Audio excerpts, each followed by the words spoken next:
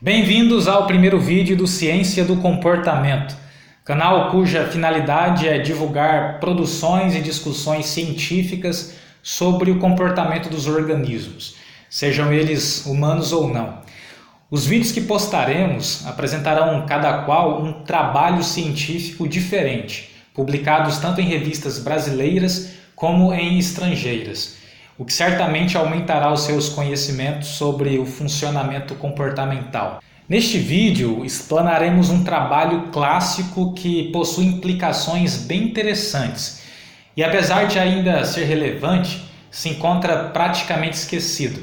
É o trabalho de Ralph Hefferlein sobre o condicionamento de fuga sem a observação da resposta. Em 1969, a revista Science publicou o artigo Condicionamento de Fuga em Seres Humanos sem a observação da resposta, de Ralph Hefferlein e colaboradores.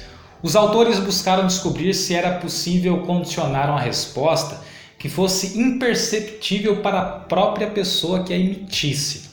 Resolveram que iriam criar condições experimentalmente controladas para fazer com que uma pessoa emitisse uma contração muscular com extensão tão pequena ao ponto de ela própria não perceber a sua ocorrência.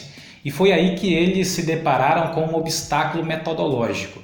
Como medir, registrar e modificar a ocorrência de uma resposta tão pequena assim? Eles quebraram um pouco a cabeça e acabaram encontrando uma solução até simples.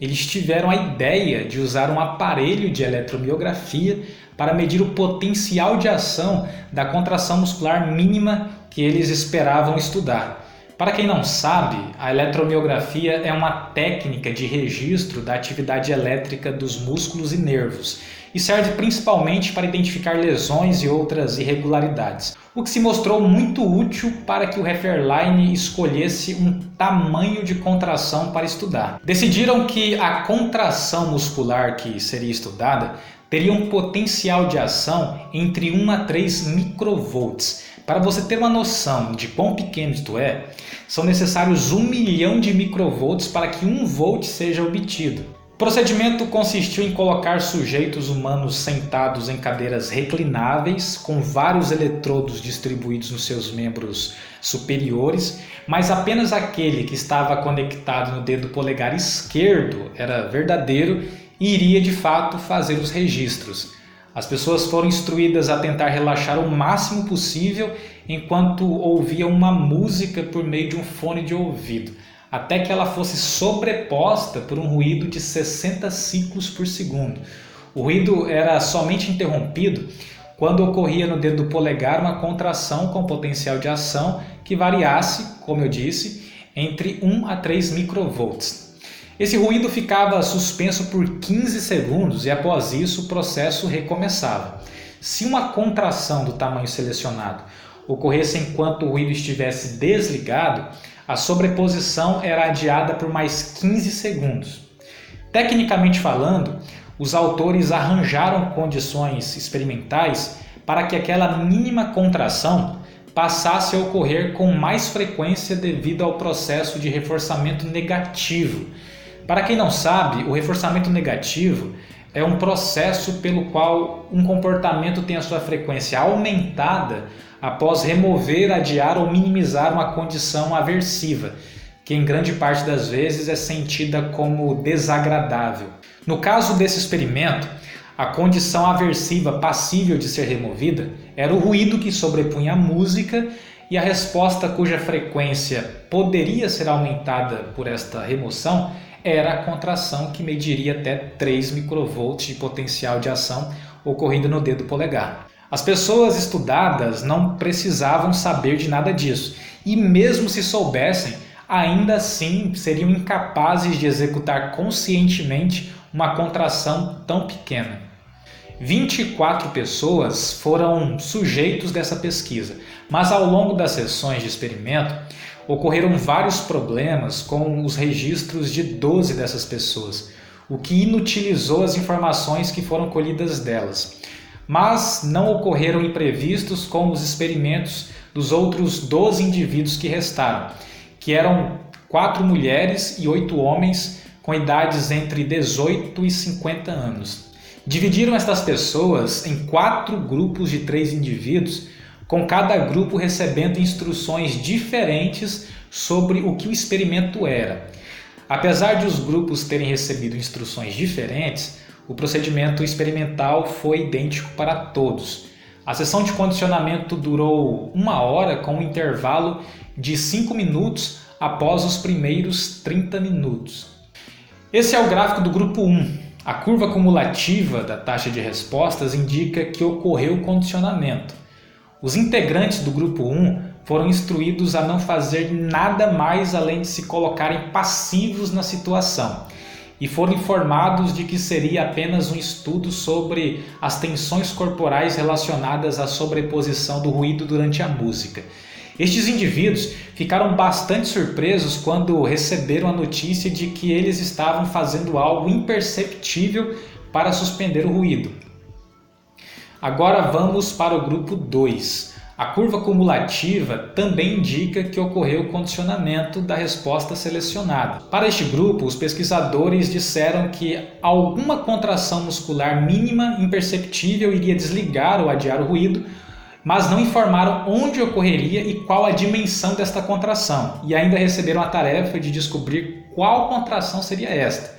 Ao longo da sessão, os indivíduos 1 e 2 do grupo 2 rapidamente desistiram de descobrir que contração seria esta e, consequentemente, ficaram na mesma condição dos indivíduos do grupo 1. Já o indivíduo 3 acreditou ter descoberto uma sequência de movimentos que, segundo ele, desligava o ruído. Sobre isso, os autores disseram o seguinte, abre aspas, o sujeito 3 do grupo 2 afirmou ter descoberto uma sequência de respostas eficaz que consistia em movimentos súbitos de remo com ambas as mãos, contorções infinitesimais de ambos os tornozelos, ligeiro deslocamento da mandíbula para a esquerda, expiração e, por fim, esperava. Fecha aspas. Esse sujeito custou a se convencer de que a sequência de movimentos desenvolvida por ele era, na verdade, inútil e que aquilo que realmente suspendia o ruído era uma resposta que ele sequer notava que estava sendo condicionada. Agora vamos para o grupo 3. A este grupo foi dito que a resposta efetiva era de fato uma contração imperceptível do polegar esquerdo, ou seja, disseram a verdade para eles. Como vocês podem ver, os indivíduos 2 e 3 do grupo 3 apresentaram uma frequência de respostas bem menor do que a dos 2 grupos anteriores. Os autores propuseram que isso ocorreu porque os sujeitos se mantiveram tão empenhados em produzir contrações deliberadas com o polegar esquerdo, que a resposta com potencial de ação estipulado teve poucas oportunidades de ocorrer. Ou seja, uma contração consciente do polegar não poderia desligar o ruído porque teria sempre um potencial de ação com voltagem acima do estipulado para uma resposta imperceptível. Mas o sujeito 1 deste grupo apresentou uma taxa de respostas com um padrão muito parecido com a dos sujeitos dos outros grupos. Os autores disseram que isso possivelmente ocorreu porque o sujeito seguiu incorretamente as instruções sobre produzir deliberadamente contrações com o polegar. Vamos ao grupo 4 e olha, este grupo recebeu as mesmas instruções do grupo 3 e, além disso, diante desses sujeitos foi colocado um medidor de voltagem, mas apenas durante a primeira meia hora de experimento, o que fornecia a oportunidade para que eles observassem as oscilações do ponteiro. Veja que a frequência de respostas desse grupo foi maior do que a dos grupos anteriores, e este padrão foi mantido no segundo período de meia hora, quando o medidor de voltagem foi removido da situação experimental. É óbvio que a presença do medidor não fez com que os sujeitos ficassem conscientes de uma resposta tão pequena, mas aparentemente criou condições para que ocorresse um número rápido de respostas que acabava também incluindo a faixa de potencial de ação que os pesquisadores ajustaram. Os autores então concluíram que é sim possível condicionar uma resposta de magnitude tão pequena a ponto de ser imperceptível para a própria pessoa que a emite. Mas não apenas isso. Os pesquisadores também notaram que a curva cumulativa das respostas obtidas no experimento é semelhante ao padrão obtido em estudos feitos com outros seres vivos a partir de diversos procedimentos experimentais com vários tipos de comportamento. Apesar de ter sido feita há 50 anos, essa pesquisa continua apresentando implicações interessantes, como por exemplo, a de que é possível a ocorrência de condicionamentos tão pequenos ao ponto de o indivíduo não ter consciência do processo. Indo um pouco além, é comum que as pessoas tenham pouca consciência dos processos que resultam no aprendizado de seus padrões comportamentais. Ou seja, isso não ocorre apenas com condicionamentos em escala imperceptível. Na verdade, isso acontece também com o processo de formação do nosso modo global de funcionar.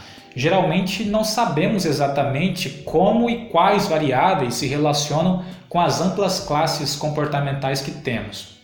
Essa pesquisa apresentou algumas limitações, como, por exemplo, o número restrito de sujeitos que foram alvo do experimento, o que restringe a extensão das conclusões. Foram apenas 24 participantes e, para piorar, as informações de 12 deles foram inutilizadas devido a falhas nos equipamentos durante as sessões. Então, os pesquisadores puderam contar com apenas os resultados das outras 12 pessoas restantes. O link para você ler este artigo na íntegra está na descrição.